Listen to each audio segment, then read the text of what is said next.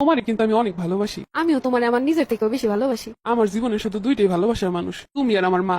হে শুধু তোমার ভালোবাসার মানুষ না, আমারও ভালোবাসার মানুষ। জানোই তো একটা পুরুষের কাছে তার মা কত গুরুত্বপূর্ণ। জানি, কেন জানবো না, আমার নিজেরও তো মা আছে। তুমি শুধু নিজের মা মনে করে আগলায় রেখো। তারেও শুধু বইলো আমার মেয়ের মতো ভালোবাসতে। জানো আম্মা আমাকে কত কষ্ট করে মানুষ করছে, বা চলে যাওয়ার পরে মা একদম একা, কখনো কষ্ট পাইতে দেই নাই। আম্মা আমাকে সাথেই থাকবো।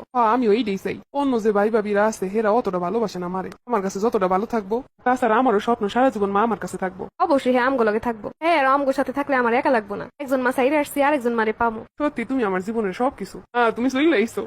আম্মা আসেন আসেন, ভিতরে আসেন, আপনার জন্য অপেক্ষা করতেছি। বা তুই কেমন আছো আগে ক।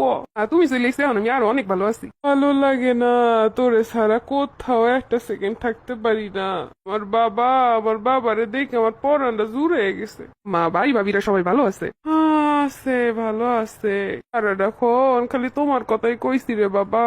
আম্মা এখন চলেন, ঘরে চলেন, ফ্রেশ হয়ে একটু রেস্ট করবেন। যাবো অনে রাহো, আমার পোলাটারে একটু দেখ গেলে মন মতো। তুমি যা ওই যে ব্যাগ আছে ওগুলো নিয়ে ভিতরে রাহো। দেখছো হেরে, আমি নিজের মায়ের মতো ভাবতে চাইলাম, আর সে কেমন করতেছে। শুধু নিজের ছেলেই, আমি ছেলের বউ দেখে আমার একটু জরাইও ধরলো না। যা, আমি মায়ের পছন্দের মাছ আনছি না, এটা রান্না করো ভালো কইরা। শোনো, আমি একটু পরে অফিসে যাবো, আমারে দিয়ে কোনো কাজ করাবা না। আচ্ছা, এর কিছু করা লাগবে না। তারপরে তোমার কষ্ট হইবে আমি জানি, তা কাজের বউ রাখতেছি এসকেই। না না, সমস্যা নেই, আমি একাই পারো। তারপরে তুমি একা একা কেন কষ্ট করবা, আর কি লাগে না লাগে জিজ্ঞেস করো। আচ্ছা ঠিক আছে। আব্বা কখন আসবি? আম্মা দুপুরে আসবো। তাড়াতাড়ি আসিস, তোরে না দেখলে আমার একদম ভালো লাগে না। তুমি টেনশন করো না আম্মা, তুমি তোমার বৌমার সাথে গল্প করো, আমি অফিস শেষ করে চলে আসবো। আরে আমার বাবাটা কত কষ্ট করে, কত কষ্ট করে মানুষ করছি। আম্মা আমার ওদিকে দেরি হয়ে যেতেছে, কথা কমো। যা যা আব্বা যা। ও বৌমা সব গুছাইয়া দিছো তো? ছেলেটা অফিসে যাইতেছে, কি লাগবে না লাগবে দিছো? আম্মা দিছি। আব্বা যা যা, একটু নিচে নত, আমি তোর মাথায় একটা ফু দিয়ে দিই। আরে আমার বাচ্চাটার যেন কোনো নজর না লাগে। আমি যে দাঁড়িয়ে আছি একটা বার আমার কইও গেল না। আর আমি যে সামনে যে একটু কমু, আম্মা দাঁড়িয়ে আছে, কেমন লাগে, লজ্জা লাগে না? আম্মা আসার আগের এক সপ্তাহ কি সুন্দর আমার সব সময় দিত, যাওয়ার সময় কতবার বইলা যাইতো। এখন যেন আমার সই পড়ে না। ও মা, কি রান্না করো? আম্মা মাছ রান্না করতেছি আর ভাজি করতেছি। একটু হিসাব করে টরে সবকিছু কইরো। কালকে দেখছি তরকারি ফালাই নিয়ে গেছে। ছেলেটারে অনেক কষ্ট করে মানুষ করছি, এখন কত কষ্ট করে চাকরি করে, কত কষ্টের টাকা হিসাব করে খরচ করবা। আরে আব্বা কত কষ্ট করে ইনকাম করে রে। কালকে রাতে হেরছিলে খাই নাই, এই লেগেছিল তরকারি, ফ্রিজে রাখছি, কারেন্ট ছিল না, তাই নষ্ট হয়ে গেছে। ভালোভাবে তো বলতে পারতো আমারে, এরকম করে আম্মা কথাগুলো শুনাইলো, ফ্রিজে চইলাইছে। আব্বা তুই আইসিস? আরে আব্বাটার মুখটা কাল শুকায় গেছে। না আমার কিছু না, ওই একটু বাইরে রোদ তো এলিগা। পুরো আমি আর থেকে কি করুম। আব্বা চল চল, ফ্রেশ ট্রেশ হবি, গোসল করবি। মামা চলো। কি করো বইসাছো যে? পয়সা থাকবো না, কি করবো? কি তোমার কি মন খারাপ? তুমি আবার আমারে দেখতেও পাও। কি রাগ কইরাছো কেন? আচ্ছা, আমার জন্য তোমার কোনো গুরুত্বই নেই, দিন দিন অবহেলা শিকার হইতাছি। এটা কি অবহেলা করলাম তোমারে? ও তাই? যাওয়ার সময় একটাবার বইলাও যাও না, আসার পরেও তোমার সাথে কথা হওয়ার কোনো সুযোগ নেই। আসছো প্রায় 1 ঘন্টা হয়ে গেছে, মাত্র রুমে আসছো। আরে বাইরে দিয়ে আসার সাথে সাথে রুমে আসা যায়? আম্মা আছে না?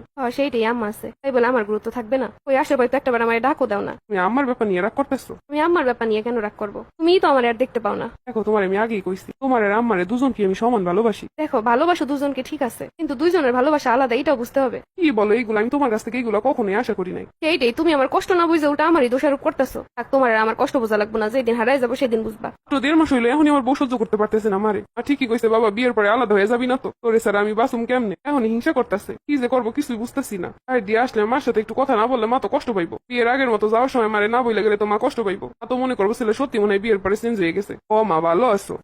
ভালো আছি, তোরা কেমন আছো? কি করো? এই তো বইসা আছি। কেজো কই? ও একটু অফিসে গেছে। হ্যাঁ তো আমারে ছাড়া কিছু বোঝে না। আগেও যেমন আসিল এখনো তেমনই। তা তোমার বৌমা কি তোমার আদর যত্ন করে? আরে বৌমা তো বৌমা, পরের মাইয়ে হেরার কথা নিয়ে ভালোবাসবো? ভালো তো বাসে আমার পোলাটাই। বউ তো কোন রকম একটু কাজ কাম করে যে ওই শুয়ে শুয়ে মোবাইল টিপে।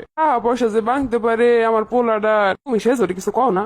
কি আর কমু, থাক যা করে করু, দিয়ে আমার দরকার আছে। আচ্ছা মা তাহলে ভালো থাকো। আচ্ছা ঠিক আছে, ভালো থাক। দেখছো আমার নামে কত কি কইলো, এগুলো কোনো কথা? আমি নাকি কিছু করি না, তাহলে কি খায় এরা? করে সব কাজ কাম করি একা, তারপরে কিসব কথা শোনায়। এইগুলো বইলাম মনে হয় আমার জামাইরও কান্ডা ভাঙায়। চাইছিলাম শাশুড়ির মায়ের মতো করে ভাববো, কিন্তু সে দিনের পর দিন আমার পিছনে ষড়যন্ত্র করে। আমি অধিকারটুকু ঠিকঠাক ভাবে পাইতে দেয় না। শাশুড়ির এমন করে কি পায়? বিয়ের পরের ছেলে আর বিয়ের আগের ছেলের ভিতরে অনেক পার্থক্য থাকবে, কিন্তু সে আগে যেরকম অধিকার দেখাইছে এখনো তো সেরকম অধিকার দেখাইতে পারে না। তারা যখন গল্প করে আমরা 3জন মিলেও তো করতে পারি, কিন্তু না, আমার কাজে পাঠিয়ে দিব আর তারা গল্প করবো। আমরা মেয়েরা তো আলাদা হইতে চাই না, আমাদের কেন আলাদা করে দেওয়া হয়? আমি আর পারতেছি না।